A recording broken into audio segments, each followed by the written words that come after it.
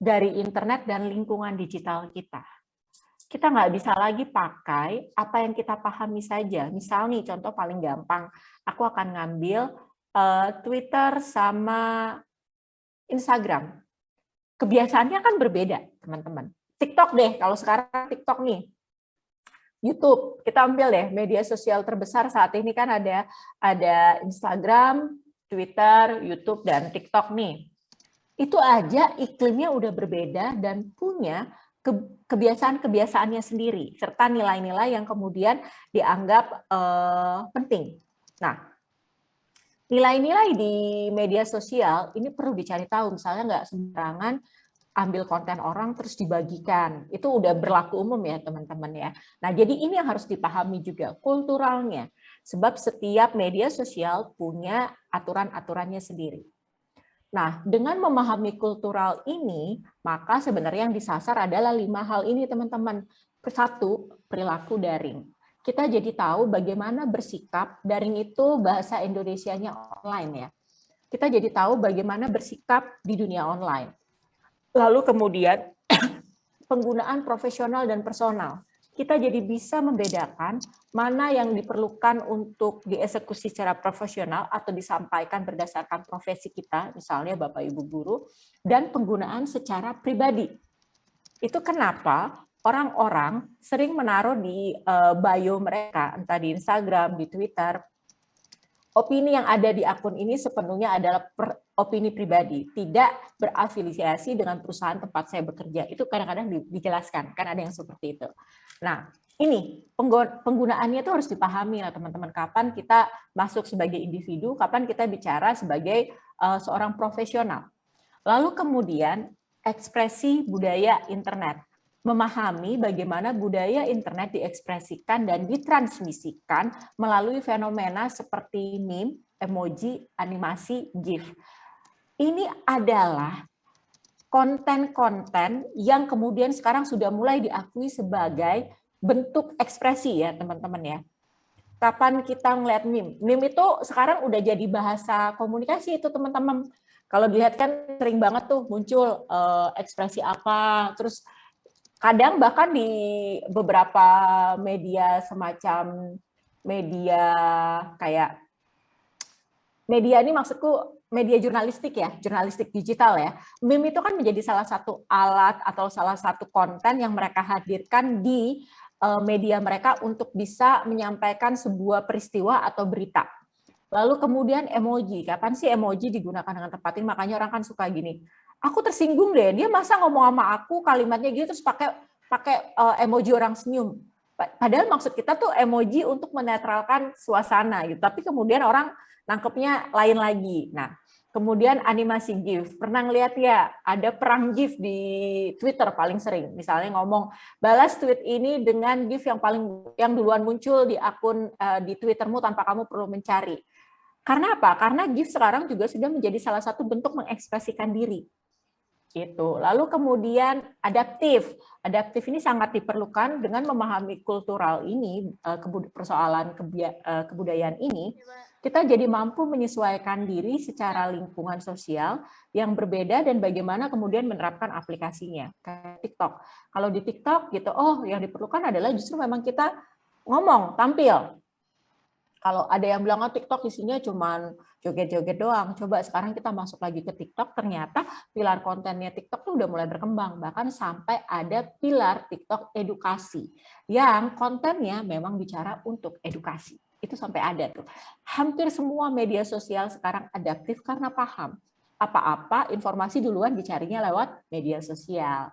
Lalu terakhir kita jadi memahami perubahan makna dalam kata. Kalau sekarang kita bilang, ngepost yuk, di-post dong.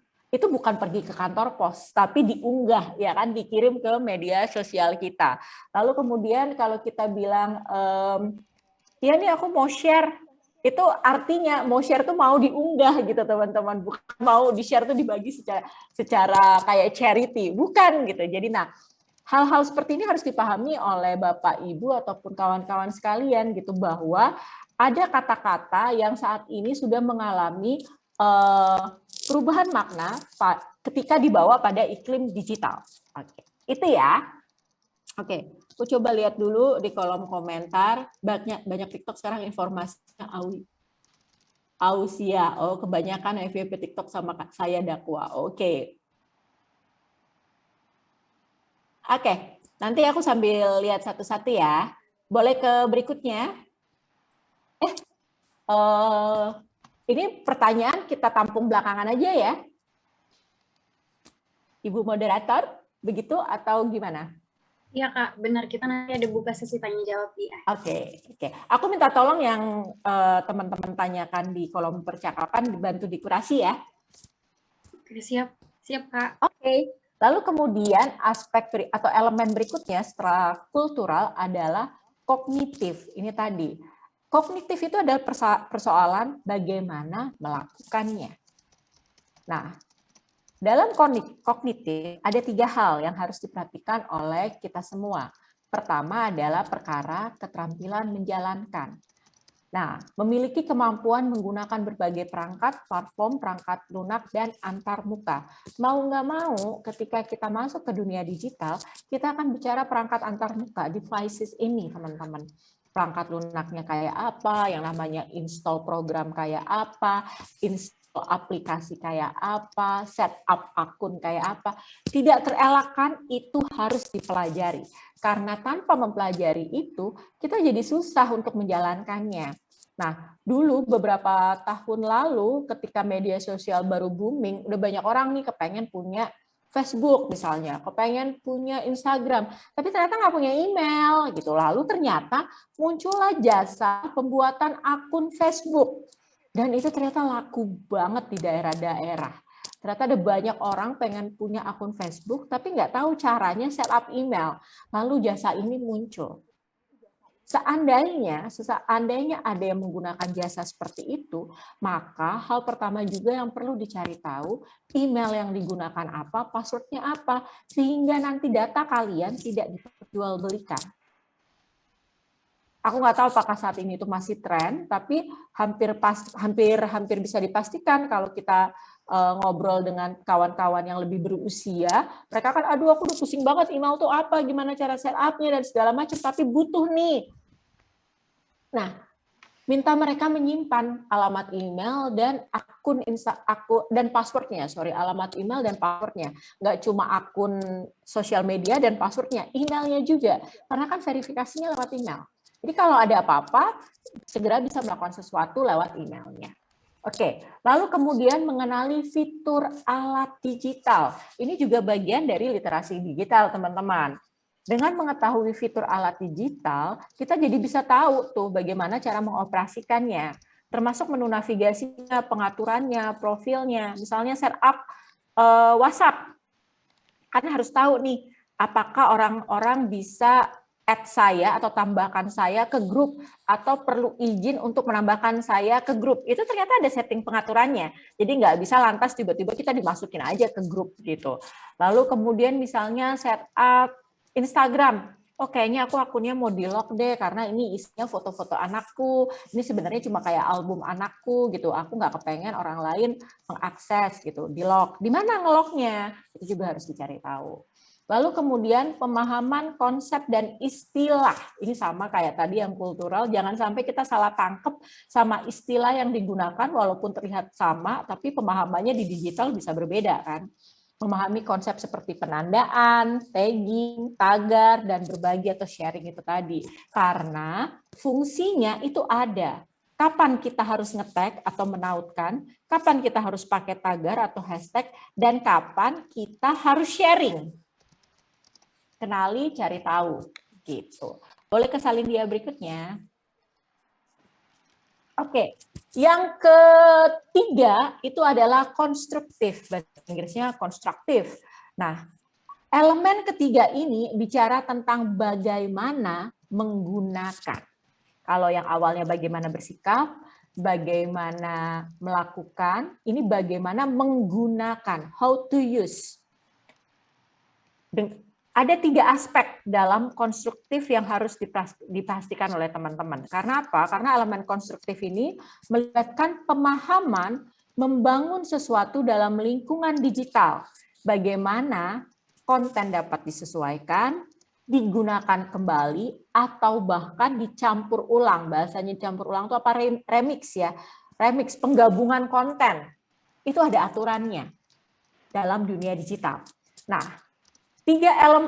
elemen ketiga ini bicara 3 hal sebenarnya. Bagaimana kita menjadi lebih bertanggung jawab, bagaimana kita paham kepatutan penggunaan konten. Kalau teman-teman bisa lihat di YouTube, ada istilahnya courtesy, kesopanan. Bagaimana kita mencantumkan kredit dari konten yang digunakan. Atau bahkan sekarang ya, baik Instagram maupun YouTube gitu misalnya, kamu pakai lagu yang lagunya aja belum bekerja sama atau musiknya aja belum bekerja sama mereka secara copyright atau hak cipta, hak sebar, kamu nggak bisa langsung diturunin, di take down. Itu bicara tentang kepatutan, teman-teman. Hal-hal ini memang harus dijagakan, karena bukan berarti ketika kita masuk ke dunia digital, semua boleh dilibas. Enggak, aturannya udah ada. Lalu yang terakhir, paham dengan apa yang disebut Creative Commons. Creative Commons itu hal-hal yang bisa atau diizinkan digunakan.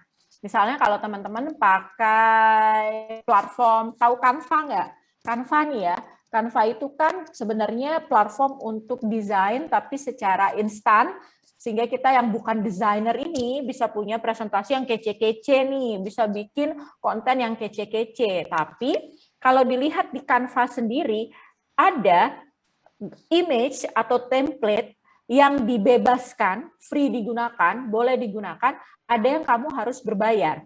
Lalu kemudian ada hal lain misalnya kayak Getty Image, Stockist, dan segala macam, atau Pixel, itu adalah masuk ke Creative Commons. Nah, Creative Commons ini ada yang berbayar, ada yang tidak. Harus dipahami. Jadi bukan segala sesuatu yang ada di digital itu free ya, tidak. Nanti kalian bisa kena masalah kalau sampai menggunakannya. Oke, berikutnya.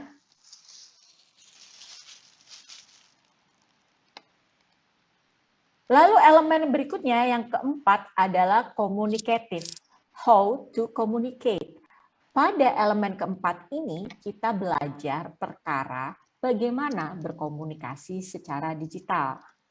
Nah, ada istilah-istilah yang tentu saja harus dipahami teman-teman. Dari tadi aku sudah sempat menceritakan informasinya.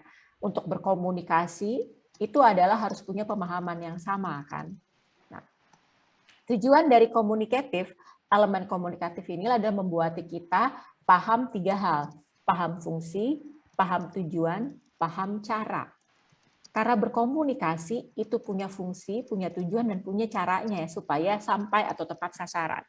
Kalau teman-teman lihat di layar, yang disebut paham fungsi adalah mengetahui tujuan dari berbagai alat daring, serta mengenali perbedaan atau kemiripan satu dengan yang lain.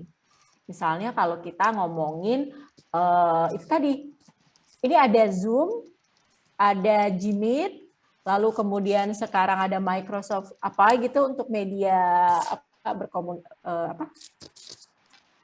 seperti ini, bertemu tatap muka. Lalu kalau nggak salah tuh ada satu lagi, ada Skype. Bahkan ada misalnya WhatsApp juga sebenarnya bisa pakai video call atau segala macam. Nah, tapi kan kita harus paham fungsi mau buat apa nih. Kalau mau buat pertemuan, belajar, kita harus memilih platform yang tepat sasaran untuk kita gunakan gitu ya. Misalnya kayak kenapa acara hari ini memilih Zoom?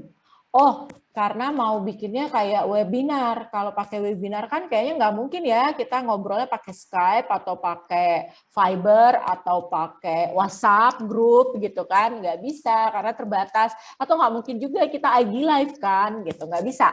Karena tujuannya webinar. Makanya mungkin dipilihlah Zoom atau Google Meet gitu. Karena punya fungsi di situ.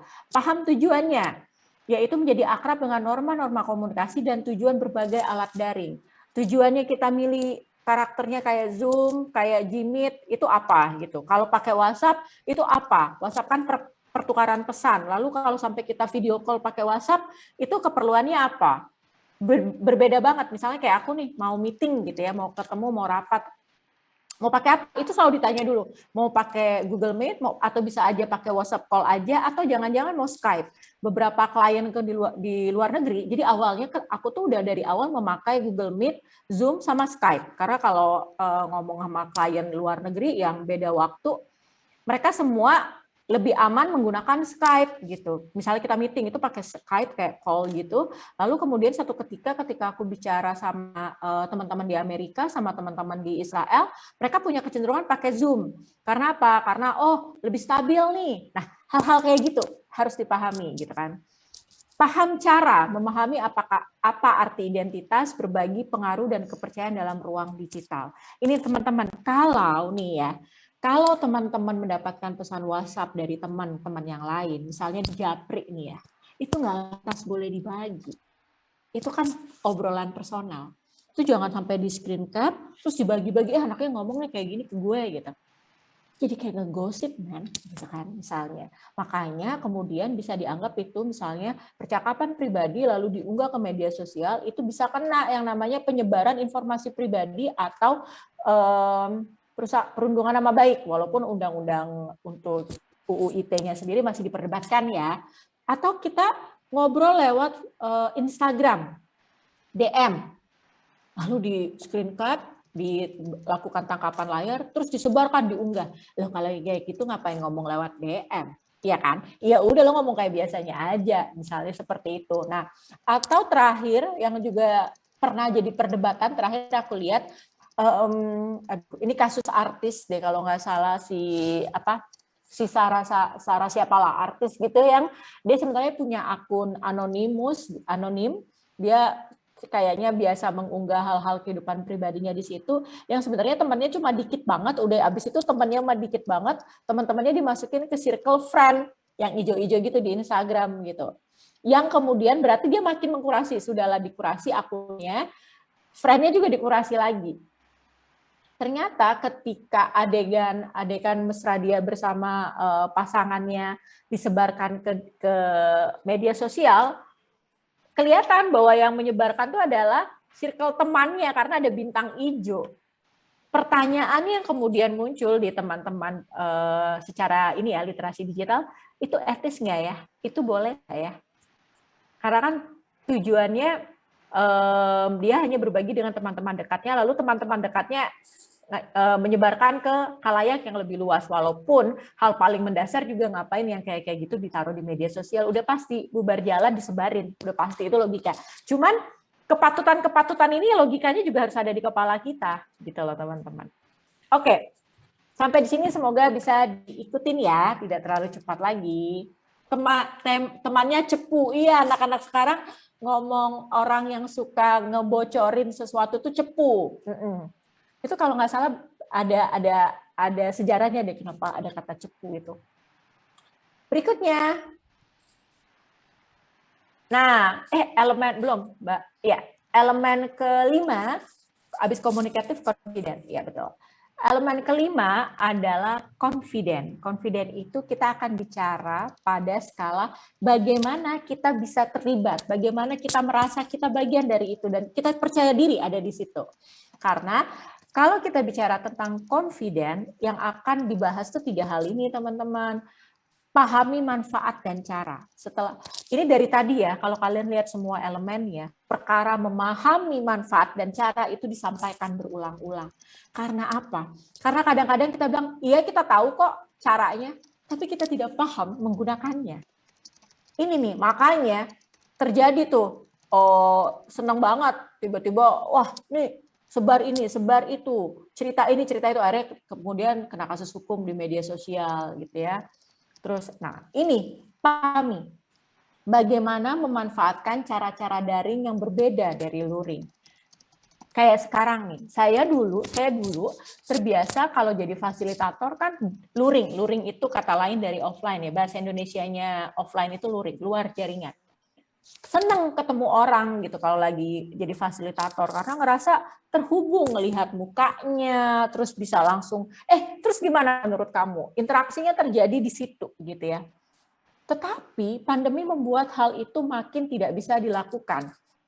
Walaupun jauh sebelum pandemi, saya sudah sering melakukan webinar lewat Zoom, lewat Gmeet karena terbiasa meeting dengan menggunakan platform itu. Kebetulan di tempat kami bekerja, saya bekerja sedari awal kami remote working apapun jauh sebelum pandemi karena sayanya muter-muter ada di mana, teman saya yang lainnya ada di Jakarta, yang lainnya lagi ada di Jogja, lainnya lagi ada di mana di Bali. terbiasa remote working. Tapi ketika ini menjadi kebiasaan yang komunal, yang masif saat ini, dulu kan Bapak Ibu aja atau adik-adik sekalian tuh nggak belajarnya nggak online gitu kan, nggak ketemu online. Tiba-tiba semua pengajaran harus dilakukan secara online. Di masa-masa awal, waktu-waktu awal ketika kita semua harus bermigrasi ke daring, pada ngeluh kan, pada aduh gila nggak enak banget pengajaran daring ini kan jadi energinya beda dan segala macam, iya nggak? Ngeluh kan? Padahal poinnya bukan di situ. Poinnya adalah kita mengenali dengan baik platform sehingga kita tahu bagaimana caranya ketika kita ada di Zoom atau di Jimit dan sementara teman-teman yang lain ada di balik layar. Kalau kayak sekarang nih ada 241 orang di luar sana yang katanya sebenarnya lagi bersama saya, bisa terhubung sama saya. Berarti yang harus dipelajarin apa? Public speaking. Keterampilan berbicara di depan layar. Bagaimana agar saya dan kamu terhubung. Jangan salahkan perangkatnya. Yang harus berlatih, yang harus adaptif, yang harus meningkatkan kepercayaan diri adalah kita. Supaya kita bisa nyaman ada di situ dan menciptakan keterhubungan dengan orang lain. Meskipun ternyata cuma lewat layar. Kira-kira gitu ya. Kemudian yang berikutnya adalah proses belajar. Kepercayaan diri terbentuk karena seorang belajar terus-menerus, teman-teman. Di bulan-bulan awal pandemi, kalian semua mungkin sama. Ngeluh, aduh, Zoom, aduh, Jimit, aduh, semua online. Kangen ketemu manusia, kepengen ngajar di kelas langsung. Tapi sekarang, oh ya udah Zoom aja ya. Bisa. Nggak sampai 1 menit sudah ada di ruangan masuk dan segala macam. Tiba-tiba kita mengenali perangkat pertemuan daring itu apa aja. Oh ada Jimit, ada Zoom, ada ini, ada Ono. Tiba-tiba bisa jawab semua. Lalu tiba-tiba lihat di HP udah banyak banget aplikasi buat meeting. Iya nggak? Kayak gitu, atau buat ruang-ruang pertemuan. Nah ini, confidence semakin seorang sudah mengalami proses belajar, dia akan terefleksi dalam bentuk kepercayaan dirinya tentunya gitu. Kalau teman-teman sekarang lihat saya gitu, ya wajar. Jangan salah, bahkan sebelum pandemi saya udah ngadepin layar aja kerjaannya gitu teman-teman. Sudah berlatih bagaimana ngomong, udah berlatih intonasi, udah berlatih bagaimana menatap layar dan membayangkan seolah-olah saya sedang ngomong sama kalian kayak gitu ya. Lalu kemudian berikutnya adalah bangun jejaring. Nah, teman-teman, untuk meningkatkan kepercayaan diri kita di dunia digital, kalian tetap harus berjejaring. Digital ataupun tidak digital, manusia itu selamanya manusia dan butuh keterhubungan. Bangunlah jejaring. Ini kayak gini nih, kalau nggak gara-gara digital nih ya, teman-teman nggak bakal ketemu kan sama teman-teman lain dari Sabang sampai Merauke. Itu butuh biaya gede banget. Indonesia negara kepulauan terbesar di dunia. 34 provinsi. Saya bahkan pernah ngitung ya, kalau saya harus mengunjungi 17.000 pulau di Indonesia sehari satu, dibutuhkan kurang lebih 48 tahun untuk saya melakukannya. Udah keburu mati sayanya. Tapi, gara-gara sekarang semua orang terbiasa dengan media digital, dengan pertemuan virtual, saya jadi punya teman-teman di tempat lain dan itu ternyata bisa dilakukan lewat waktu yang sangat efektif gitu teman-teman. Dan kita berharap semoga internet di Indonesia makin lama makin baik juga ya, sehingga nggak ada tuh ceritanya delay lagi atau tiba-tiba di tengah-tengah pertemuan putus gitu. Oke. Berikutnya. Nah, elemen berikutnya adalah kreatif. Yang namanya literasi digital itu memerlukan kreativitas. Karena itu elemen kreatif ini bicara tentang how to make, how to produce something. Apa? Elemen kreatif yang satu ini mengacu kepada menciptakan hal-hal baru yang menambah nilai diri. Kalau kalian misalnya punya akun media sosial, pastikan media sosial kalian itu menambah nilai diri kalian, bukan menjatuhkan diri kalian. Makanya tadi aku bilang, sekarang hampir semua HRD perusahaan-perusahaan atau kantor-kantor, sebelum dia merekrut karyawannya, yang dipelajarin, yang diubek-ubek itu media sosialnya. Dilihat, ditarik sampai tahun-tahun mundur, supaya kita bisa tahu kebiasaan orang ini apa. Nah, supaya media sosial kita atau aktivitas digital kita bisa justru menambah nilai dari diri kita, maka teman-teman diminta untuk bisa lebih kreatif dalam menghasilkan konten.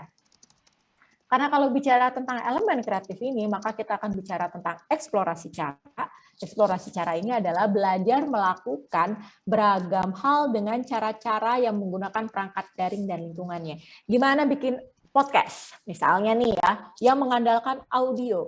Gimana bikin foto kece, karena misalnya kita akan ngomong pakai Instagram. Foto kece nggak harus dengan kamera bagus. Teman-teman kemudian belajar bagaimana memotret dengan memaksimalkan kamera ponsel. Karena sekarang hampir semua ponsel memiliki kameranya. Artinya kita harus belajar memaksimalkan fitur-fitur yang ada di ponsel kita supaya bisa menunjang aktivitas digital kita. Jadi pahamin ya. Lalu kemudian berpikir imajinatif dan kritis. Ini kemudian selalu dibilang gitu. Karena apapun dalam komunikasi digital itu memerlukan keterampilan menyampaikan, entah dalam teks, entah dalam audio, entah dalam visual, itu selain dibutuhkan imajinasi, juga dibutuhkan kekritisan. Mana yang kira-kira patut dan tidak patut. Gitu loh teman-teman. Karena apa? Karena jangan sampai hal-hal yang kita pikir kreatif justru melukai sebagian orang. Ini yang harus dicari tahu, dipelajari. Makanya tadi balik pada yang namanya kepatutan. Ya.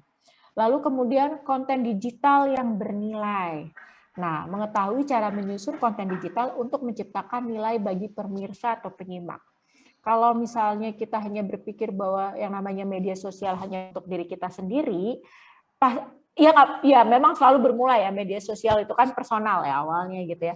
Tapi kan ternyata media sosial sekarang dipakai orang untuk macam-macam, udah mulai ke ranah profesional, itu tadi yang aku bilang, udah mulai untuk komunikasi, membangun pengembangan bisnis, sudah dipakai untuk membangun pengembangan bisnis, lalu dijadikan sarana edukasi. Karena itu bisa dilihat akun-akun yang berpengikut banyak adalah sebenarnya akun-akun yang memiliki kekhasan pada kontennya. Itu. Sampai di sini semoga aman ya.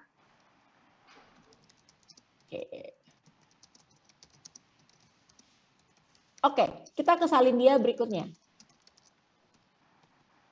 Critical, ini elemen berikutnya yang harus kita pahami dalam literasi digital. Yang namanya critical, elemen satu ini adalah mengasah kemampuan kita untuk mengevaluasi apa saja yang sudah kita lakukan dalam dunia digital kita. Ini memerlukan satu keterampilan menalar. Jadi, bagaimana keterampilan penalaran ini bisa kita gunakan untuk mempertanyakan, menganalisis, meneliti, dan mengevaluasi konten, alat, dan aplikasi digital. Bahkan ya, dalam literasi keuangan aja sekarang udah go online kan ya teman-teman. Begitu mudah untuk kita bisa mengakses banyak hal. Katanya, kepandaian yang saat ini diperlukan dalam dunia literasi digital bukan sekedar hanya menguasai perangkat dan memahami cara menggunakannya, tetapi juga mengolah, memilih informasi mana yang mau kita simak. Nah, karena itu pola pikir kritikal, kemampuan menalar itu diperlukan. Jangan ditinggalin, tetap dipakai. Lalu kemudian mencari informasi kredibel. Mengetahui cara mencari informasi kredibel secara efektif. Ketika ada informasi atau ketika kita ingin mengetahui sesuatu dengan dunia digital, sebenarnya itu sangat bisa membantu. Tetapi karena informasi di luar sana bersebaran dan banyak banget, gimana caranya bisa mencari informasi yang kredibel? Nah, Kalau kita melek digital, melek literasi digital nih, kita jadi tahu mana sih informasi-informasi yang kredibel, atau bahasanya kita nggak kemakan hoax deh, gitu. Lalu kemudian mampu membedakan. Ini yang perlu ditingkatkan dalam literasi digital nih, yaitu mampu membedakan sumber yang kredibel dari yang kurang kredibel. Ini juga terkait dengan hoax tadi. Gitu teman-teman. Berikutnya.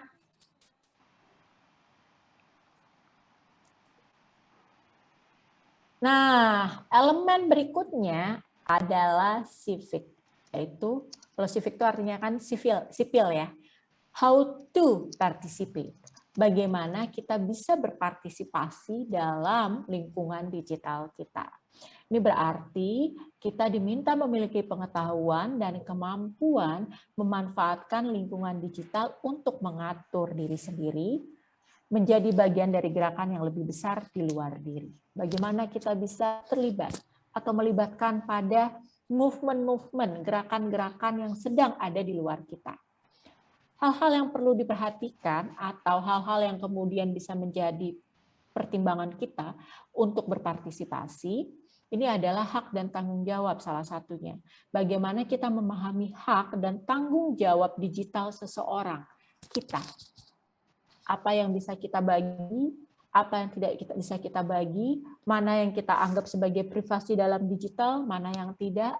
Lalu kita juga bisa bertanggung jawab atas segala informasi yang kita bagikan atau kita buat dan kita sebarkan di atau melalui media sosial kita atau melalui jaringan kita secara digital. Belajarlah soal hak dan bertanggung jawab ini sebagai sipil dalam dunia digital. Lalu kemudian keterlibatan. Berpartisipasi dalam gerakan sosial dan proses demokrasi daring. Ini kalau kita lihat ya orang mudah banget kan berkomentar ya. Apa-apa dikomentarin. Oke, ini aku sudah mendapatkan pemberitahuan soal waktu. Kami mendengarkan penjelasan materi tersisa 20 menit lagi. Oke.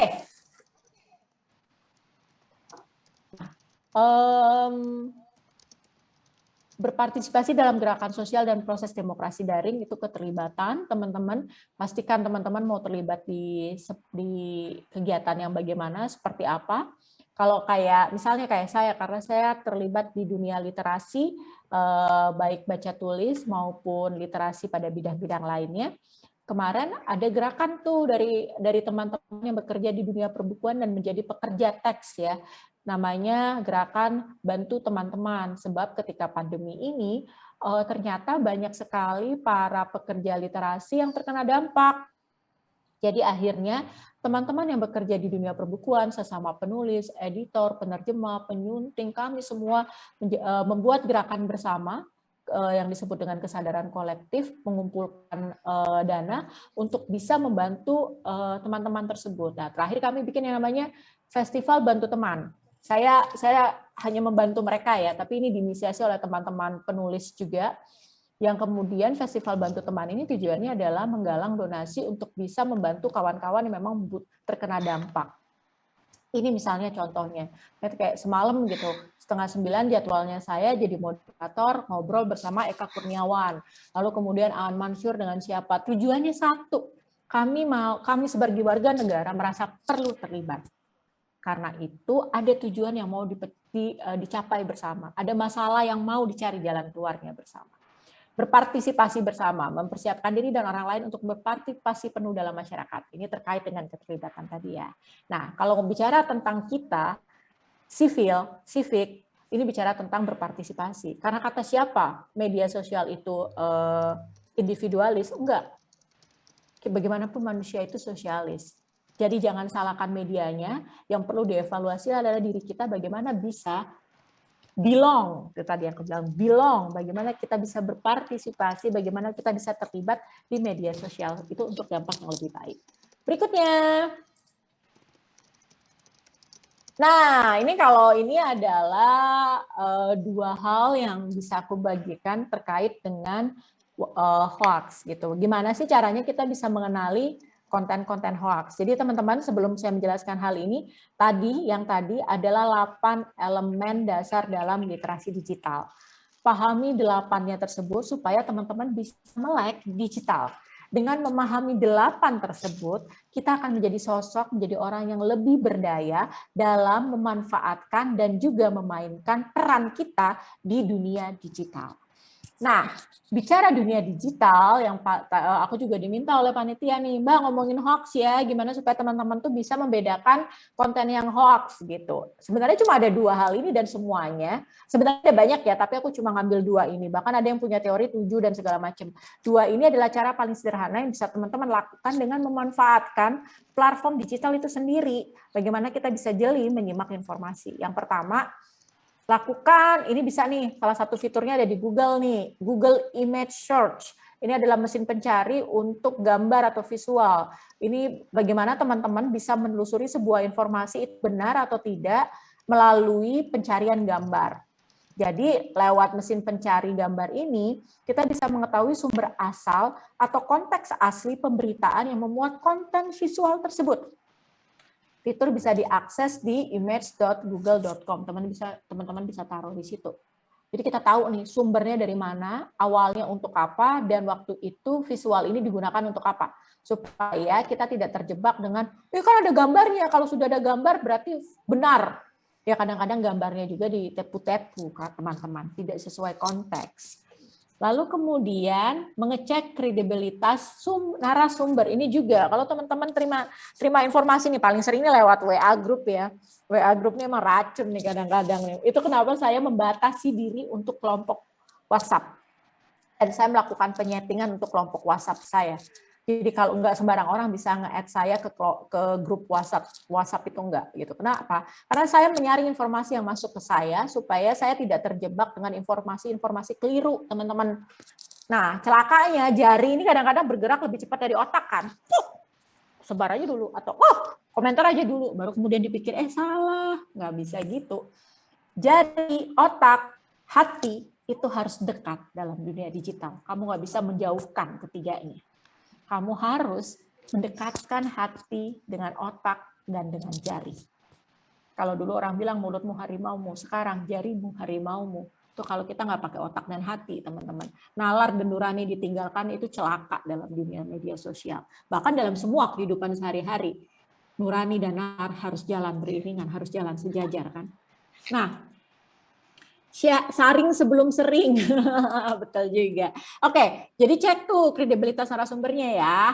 Nah, caranya gimana? Tuh bahkan tuh bisa pakai situs pipl.com atau kalian juga langsung bisa taruh di mesin pencari kayak google.com atau yahoo.com, masukin tuh kata-kata kuncinya. Nah, makanya perlu dikenali kata kuncinya, lalu ditelusurin berita-beritanya. Jangan mudah kemakan hoax. Oke?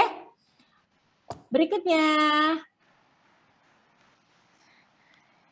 Nah, ini adalah cara membuat konten medsos, teman-teman. Kalau teman-teman misalnya, hampir saya meyakini ya, hampir kita semua sekarang punya medsos ya.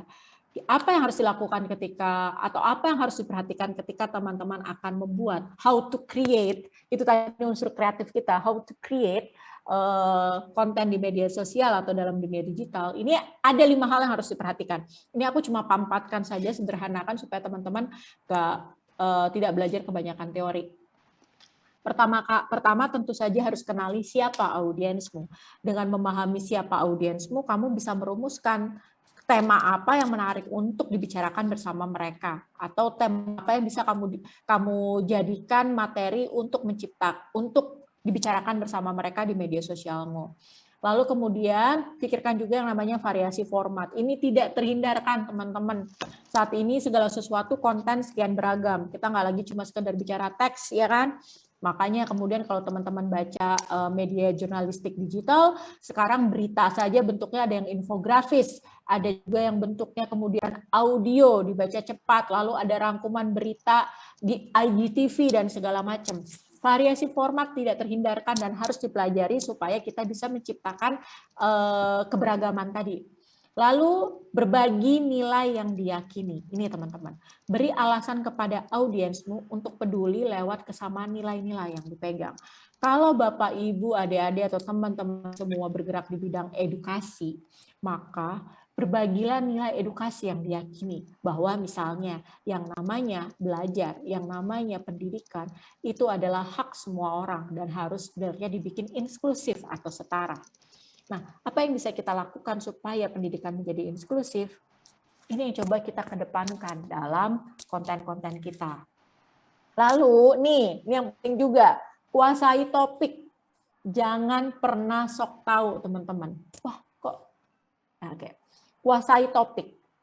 Kalau kok topik itu tidak kalian kuasai, pelajari dulu. Jangan pernah sembarangan sharing konten yang bahkan tidak kalian kuasai. Bisa dihajar oleh warganet. Warganet itu kan maha benar warganet dengan segala jarinya kan ya. Kalau udah nyerang aja tuh. Begitu kamu salah dikit, ya kan, misalnya kayak Ivan Lanin aja ketemu typo dikit tuh dibahas gitu kan sama mereka itu. Padahal typonya Ivan Lanin tidak berarti dia tidak menguasai topik, dia menguasai topik. Tapi karena semua orang sudah berasumsi kebenaran berbahasa di tangan dia, sekali nemu salah, hajar, ya kan? Nggak ada, ya benar. Warga 62 tuh nggak ada lawan, gila kita tuh ya. Oke, jadi kuasai topik, jangan jadi orang yang sok tahu di media sosial. Lalu yang terakhir tentu saja jangan terlalu fokus pada diri sendiri. Jangan sampai gini nih, nggak apa-apa loh sesekali posting selfie, nggak apa-apa. Tapi kalau kalian ingin mengembangkan konten kalian, pikirkanlah bagaimana konten tersebut bisa ada gunanya buat audiens kalian. Jangan pernah kemudian, gini, ini pernah dibahas, media sosial menciptakan selebritas-selebritas instan yang bahkan tidak peka pada isu sosial. Jangan beri spotlight, jangan beri lampu sorot pada mereka yang sebenarnya nggak paham apa yang mereka kerjakan. Iya kan, gitu. Atau kenapa kita sekarang mau mengonsumsi konten-konten yang sebenarnya nggak mencerdaskan kita? Ya karena kita ngasih spotlight ke orang-orang kayak gitu. Enggak.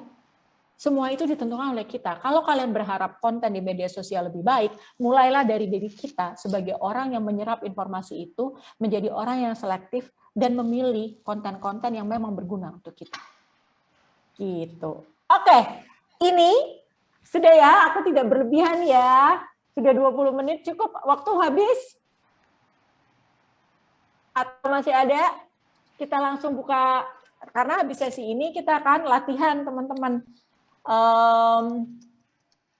Ini langsung dimulai latihannya atau kita tanya jawab dulu? Boleh tahu bagaimana baiknya? Sudah ada partisipan yang angkat tangan soalnya. Halo, Mbak Moderator. Oke, tanya jawab dulu. Kalau begitu aku minta bantu moderator untuk kira-kira pertanyaan-pertanyaan mana yang mau kita ini. Maaf ya, ada Ibu Mimin. Ya, Pak.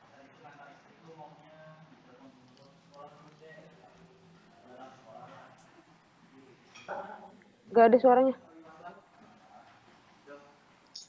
Suara kok hilang? Suaranya siapa yang hilang? Oke, kalau begitu saya pilih sendiri dulu ya. Baiklah, coba kita lihat ada siapa saja yang hidup di netizen. Iya benar juga. Suara saya terdengar kan ya teman-teman? Terdengar, Kak. Jelas Oke. banget ini. Baiklah. Oke. Silakan Bu Moderator, pilih. Siap. Terima kasih Kak Windy, KW panggilannya. Luar biasa nih, KW gitu. Jarang-jarang ada pemateri yang namanya tuh udah berubah tapi lebih gaul gitu. Lebih gaul. Itu gara-gara Raditya Dika, itu gara-gara Raditya Dika. Jadi dulu dia bekerja bersama saya. Kami punya tim redaksi, Raditya Dika salah satu redaksi saya, dan tim redaksi saya itu manggil saya W, inisial saja, gara-gara saya pemimpin mereka semua kan, dan saya perempuan, lalu kebanyakan mereka bengal-bengal, bandel-bandel cowok-cowok ini gitu, dan mereka terinspirasi sama ini 007, si James Bond, itu kan bos perempuannya dipanggilnya M, jadi mereka manggil saya W. Sebenarnya itu, karena kata mereka saya galak, saya galak. Itu kelakuannya Radit tuh. Kepanjangan dari Wonder Woman ya, Kak? Nggak tahu lah, kalau itu gue nggak peduli dah. Itu kelakuannya Radit. Oke deh, KW, kita masuk ke sesi tanya jawab nih, udah banyak banget, luar biasa. Yang berapa pertanyaan yang mau kita tampung nih, Arafa? Untuk sekarang karena waktunya sekitar 25 menit, boleh 3 pertanyaan kurang lebih. Kalau misalnya nanti waktunya masih lebih lagi, boleh kita tambah. Oke, silakan kamu yang pilih ya. Siap, Kak. Yang pertama pengen milih dari siswa nih. Ada Rizky Arfahni. Boleh di-unmute dulu. Oke. Halo Rizky.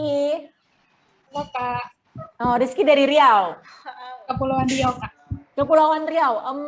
Mananya? Aku pernah ke Anambas sama Tanjung Balai Karimun. Tanjung Balai. Izin bertanya, Kak. Silakan. Bagaimana caranya kita mengetahui akun atau data pribadi kita masih aman atau tidak? Terima kasih. Wah, itu pertanyaan bagus. Bagaimana? Sejujurnya aku bisa bilang nih ya, sebenarnya data pribadi kita udah nggak aman sih, Rizky. Karena apa? Karena ya itu tadi, kita banyak, ketika kita sign in sesuatu, itu kan sebenarnya kita nyebutin data kita ya. Lalu kemudian kita bersepakat dengan risikonya. Nah, kalau menurut aku yang bisa kamu lakukan adalah membaca dulu syarat-syarat ketika kamu mau sign in ke sesuatu. Itu aku tidak bisa terlalu menjawab detail bagaimana cara memastikan data kita aman nih. Yang bisa kita lakukan adalah memastikan kita memang tidak menyebarkannya sembarangan dulu.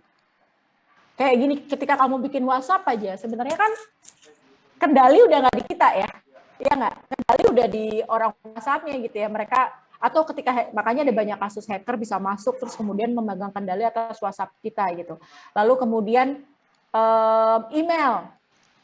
Nah, saranku adalah lakukan pengamanan berganda. Kayak aku sekarang, aku misalnya kayak email medsos dan email kerja gitu, itu aku pakai verifikasi berganda. Ribet banget, iya. Tapi itu tadi, tidak ada satu pihak pun yang bisa menjamin keamanan diri kita selain diri kita sendiri kan. Itu yang bisa kita lakukan saat ini. Baru. Kira-kira kayak gitu. Sama satu lagi, teman-teman, kayak sertifikat vaksin gitu ya, jangan disebar ya, jangan difoto, jangan disebar. Itu isinya kan data semua.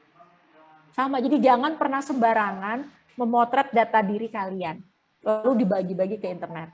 Nah, yang bisa kita lakukan adalah itu tadi, memastikan kita tidak menyebarkannya dan lebih berhati-hati ketika akan sign up sesuatu. Kayak sekarang lagi rame juga utang online ya, Arafa ya, berhutang di platform online gitu ya. Teman-teman. Iya benar Kak, banyak banget. Itu kan ngeri banget ya.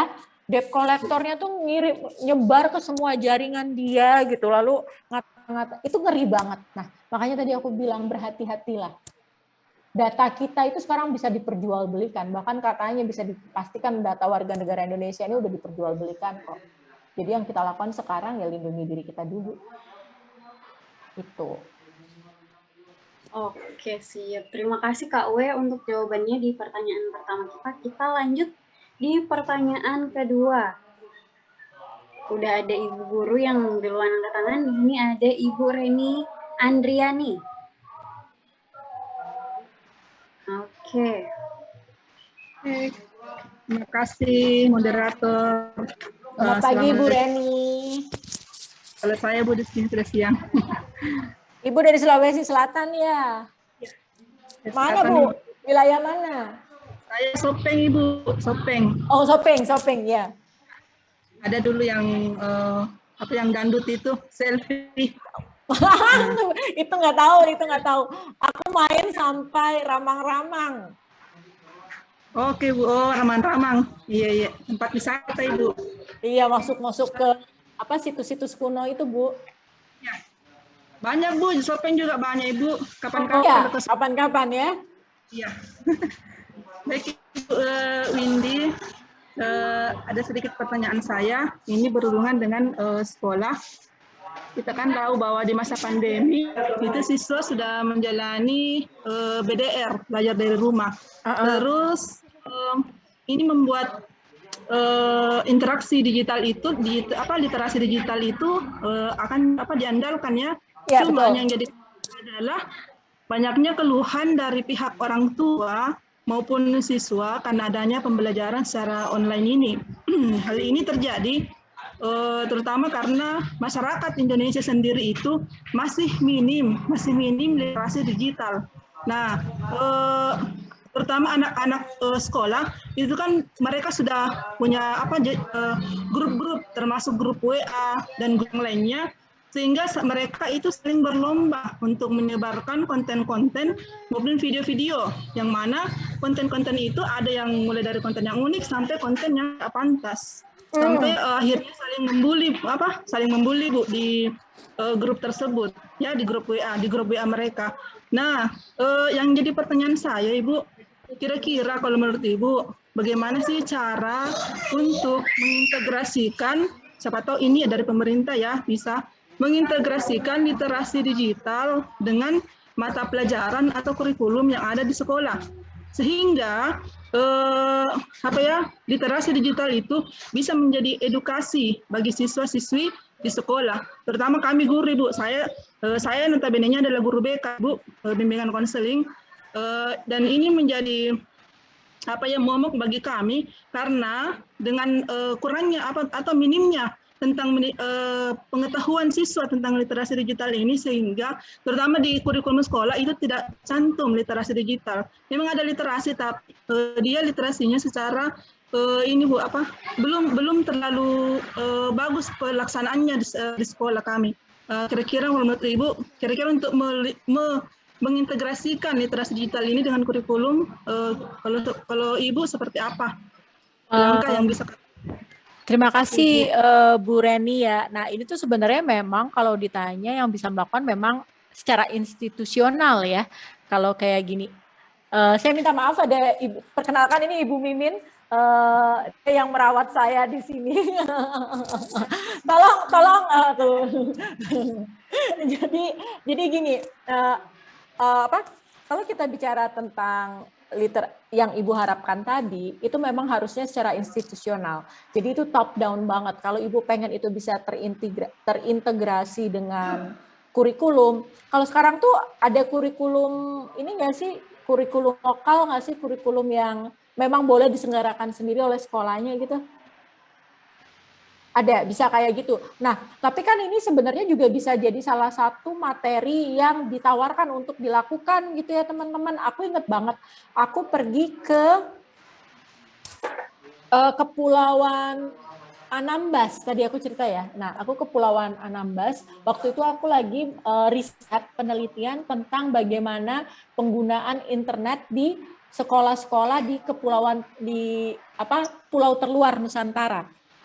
Ternyata teman-teman ada satu guru kepala sekolah, dia menarik sekali caranya adalah dia menyelenggarakan sendiri, dia nggak nunggu karena dia memang khawatir lihat murid-muridnya yang sejak tiba-tiba internet masuk ke sekolah mereka yang memangnya awalnya dipakai untuk belajaran secara digital online, sebab kan kalau nunggu buku dikirim jauh banget ke pulau terluar Indonesia tuh kan bukunya udah keburu rusak lah, apalah, dan diharapkan internet tuh menjadi salah satu solusi untuk materi-materi pembelajaran kan. Tapi pada saat bersamaan ternyata internet juga punya dampak lain sebagaimana yang Ibu ceritakan gitu. Nah, anak-anaknya jadi suka nge-game, pergi ke sekolah, tapi selesai sekolah tuh kayak malam-malam selesai sekolah, sore ke maghrib gitu, jadi pergi ke sekolah supaya dapat sinyal internet, pada main games, nonton film porno katanya ya, terus kemudian suka paling sering nonton YouTube dan segala macam, sehingga dia mulai khawatir gitu. Nah, dia akhirnya menyelenggarakan sendiri, dia berinisiatif sendiri, kemudian membuat aturan bahwa pertama kalau masuk ke sekolah, iya tergantung pemakaian kita masing-masing tentu saja. Nah, ini yang ketika masuk sekolah anak-anak ini harus nyerahin HP-nya, mereka nggak boleh. Lalu kemudian dia bikin sendiri pendidikan bagaimana memanfaatkan internet untuk menemukan materi-materi ajar. Jadi mereka belajar tentang fisika, lalu kemudian belajar tentang penelitian-penelitian atau uji coba lab yang kreatif di Instagram. Dia ngajarin anak-anak itu nyari dia dari gurunya sendiri. Nih ternyata kalau ada nih uji coba di lab itu loh kan, Nah, dia nyari materi-materi yang kreatif yang bisa dilakukan oleh anak-anak ini. Lalu kemudian anak-anaknya sampai ikut lomba lab kimia gitu. Aduh, nyebutnya apa sih kalau ini udah lama banget aku lupa istilahnya. Ikut lomba percobaan kimia dan menang juara berapa. Padahal itu semua mereka belajarnya dari Instagram. Nah, dia coba memberi contoh-contoh seperti itu. Itu salah satunya yang bisa dilakukan tanpa ibu sebenarnya perlu menunggu.